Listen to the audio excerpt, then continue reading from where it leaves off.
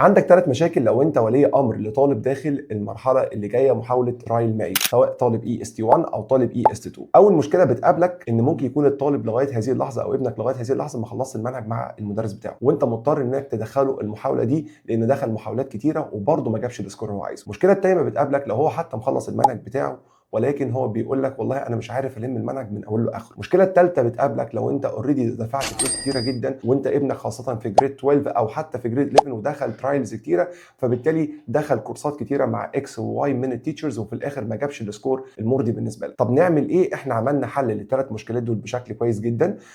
هنبدا حاجه اسمها معسكر. المعسكر ده هيبدا يوم 19 وهينتهي يوم 29. اول مره نعمل 10 ايام بدل 7 ايام، وبالتالي بنشتغل فيهم 12 محاضره، 10 بيكونوا معايا باذن الله بشرح كل يوم حوالي 4 5 دروس، والحصتين الباقيين بيكونوا الميستيكس بتاعت ابنك لما بيجي يحل امتحانات كل يوم معانا. وبالتالي احنا بنهتم بالطالب بشكل فيري بروفيشنال. وخلال الفتره دي ان شاء الله اول ما حضرتك هتشترك معانا هيبقى اول 20 واحد باذن الله هيكون خصم كبير جدا للناس برضو اللي قدرتها الماليه ما بقتش اظبط حاجه من كتر الفلوس اللي هو دفعها. وانتظروني في المعسكر ده، معسكر هيبقى رائع جدا جدا جدا. اشوفك دايما على خير. معاك امين الحميد.